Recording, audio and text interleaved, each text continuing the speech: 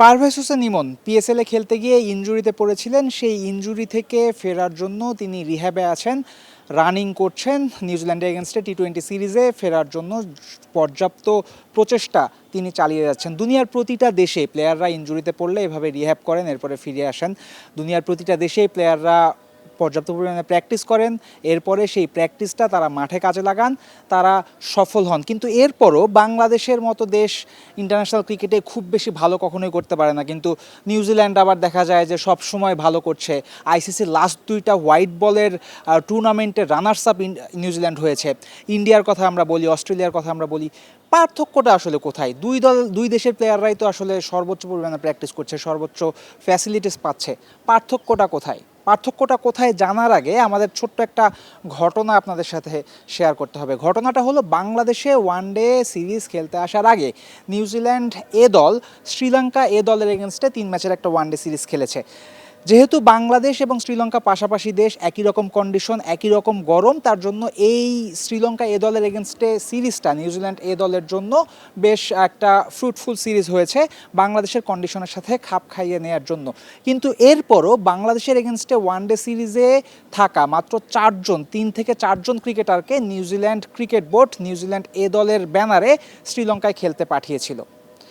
এটা কেন করলো আসলে নিউজিল্যান্ড? আমরা যদি বাংলাদেশের কথা যদি বলা যায়, বাংলাদেশ কোনো দেশের কন্ডিশনের সাথে খাপ খাইয়ে নিতে দেখা যায় ন্যাশনাল টিমের প্লেয়ারদেরই এ দলের নাম দিয়ে আসলে খেলতে পাঠিয়ে দেয় ওই দলে। কিন্তু নিউজিল্যান্ড করেছে ঠিক তার উল্টোটা, মাত্র 3 থেকে 4 ক্রিকেটারকে তারা শ্রীলঙ্কায় পাঠিয়েছিল।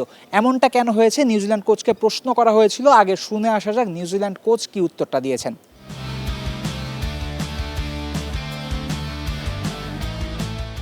If you send our entire team to Sri Lanka and then bring them here, you've missed out an opportunity to give 12 other players opportunity to develop their skills in Sri Lanka, right? দেখুন, আপনি যদি পুরো দলকে শ্রীলঙ্কায় পাঠান এবং তারপর এখানে আনেন, তাহলে শ্রীলঙ্কায় আপনি অন্য 12 জন ক্রিকেটারকে তাদের দক্ষতা দেখানোর সুযোগ থেকে বঞ্চিত করছেন।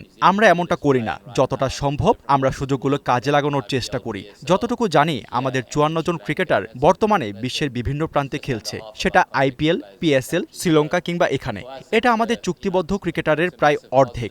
আমাদের জন্য এটা খুবই ভালো ব্যাপার। আমরা সর্বোচ্চ সংখ্যক খেলোয়াড়কে বিভিন্ন স্তরে আন্তর্জাতিক অভিজ্ঞতা নেয়ার সুযোগ করে দিচ্ছি, এবং আমরা এটা নিশ্চিত করার চেষ্টা করছি শুধু অল্প কয়েকজন নয়, আমাদের পুরো সিস্টেমই যেন শক্তিশালী হয়। আমরা জানি আন্তর্জাতিক ক্রিকেটের দুনিয়াটা চ্যালেঞ্জিং এবং অনেক খেলোয়াড়ই এখন বিভিন্ন স্তরে ব্যস্ত হয়ে পড়েছে। শেষ পর্যন্ত আমাদের খেয়াল রাখতে হবে এবং নিশ্চিত করতে হবে আমরা যাদের বিপক্ষেই খেলি না কেন, আমাদের সর্বোচ্চ সংখ্যক আন্তর্জাতিক মানের ক্রিকেটার যেন প্রস্তুত থাকে। আমরা যে সুযোগই পাই না কেন সেটা বুদ্ধিমত্তার সঙ্গে কাজে লাগাতে চাই। Using whatever opportunities and tours we can, we like to use those as smartly as we possibly can. New Zealand এভাবেই চিন্তা করে। তারা বছরব্যাপী যত দ্বিপাক্ষিক সিরিজ হয়, সেই সিরিজগুলোতে কিন্তু নানা ধরনের ক্রিকেটারদের তারা ট্রাই করে। এই ক্রিকেটাররা এ দলের ব্যানারে খেলে, এইচপির ব্যানারে খেলে, বিভিন্ন ফ্র্যাঞ্চাইজি লিগে খেলতে খেলতেই তারা ইন্টারন্যাশনাল ক্রিকেটের জন্য রেডি হয়ে যায়, এবং এরপরে প্রায় 28 বছর, 29 বছর, 30 বছর বয়সে গিয়ে তারা ন্যাশনাল টিমে চান্স পায়। ন্যাশনাল টিমে তারা 5-7 বছর খেলে, এবং এই স্ট্র্যাটেজি ফলো করেই কিন্তু নিউজিল্যান্ড ইন্টারন্যাশনাল ক্রিকেটের একটা পরাশক্তি, এবং তারা বছরের পর বছর, যুগের পর যুগ ইন্টারন্যাশনাল ক্রিকেটে ভালো করে যাচ্ছে। এবার যদি আমরা বাংলাদেশের যারা নীতি নির্ধারক তাদের মাইন্ডসেটের সাথে নিউজিল্যান্ডের মাইন্ডসেট কম্পেয়ার করতে যাই, তাহলে আপনারা দেখবেন কি আকাশ পাতাল পার্থক্য। বাংলাদেশ নতুন নির্বাচক কমিটি আসলে প্রকাশ করেছে কিছুদিন আগে, বাংলাদেশ ক্রিকেট বোর্ড। সেখানে প্রধান নির্বাচক হয়েছেন হাবিবুল বাশার সুমন, তার আন্ডারে আরও 3 জন আছেন। হাবিবুল বাশার সুমনকে আমি অন্তত দেখেছি 2 থেকে 3 বার প্রশ্ন করা হয়েছে। একবার আমি নিজেই প্রশ্ন করেছি যে আপনি নতুন প্লেয়ারদের সুযোগ দিবেন কি না, নতুন প্লেয়ার তৈরির জন্য কি করবেন। তার একটাই কথা, সুযোগ দিব, কিন্তু আমার প্রথম শর্ত থাকবে যে আমার ম্যাচ জিততে হবে, আমার সিরিজ জিততে হবে। অবশ্যই আপনার প্রথম লক্ষ্য থাকবে ম্যাচ জেতার, সিরিজ জেতার, কিন্তু সব সময় বা সব আনইম্পর্টেন্ট সিরিজেও কি আপনি আপনার সেরা প্লেয়ারদের খেলাবেন? তাহলে আপনি নতুন প্লেয়ার কিভাবে বের করে আনবেন? এ কথা বারবার বলা হয়েছে বিসিবিকে, যে বিসিবি আরেকটু উদার হবে কিনা, কিন্তু এখনো পর্যন্ত বিসিবির উদার হওয়ার খুব বেশি সাইন আমরা দেখিনি। হয়তোবা খুবই ধীরে ধীরে একটু উদার হচ্ছে। যেমন নিউজিল্যান্ডের এগেনস্টে টি-20 সিরিজটাতে হয়তো বা মুস্তাফিজুর রহমানকে রাখা হবে না, কিন্তু পুরো দুনিয়ার ক্রিকেট যখন চলছে বুলেট ট্রেন গতিতে, তখন আপনি ইন্টারসিটি বনলতা এক্সপ্রেসের স্পিডে যদি যান তাহলে কোপ আপ করতে আপনার খুব বেশি দেরি হবে। বাংলাদেশ ক্রিকেট বোর্ড এখন তামিম ইকবালের তত্ত্বাবধানে, তামিম ইকবাল বাংলাদেশ ক্রিকেট বোর্ডের সর্বকনিষ্ঠ প্রেসিডেন্ট হয়েছেন।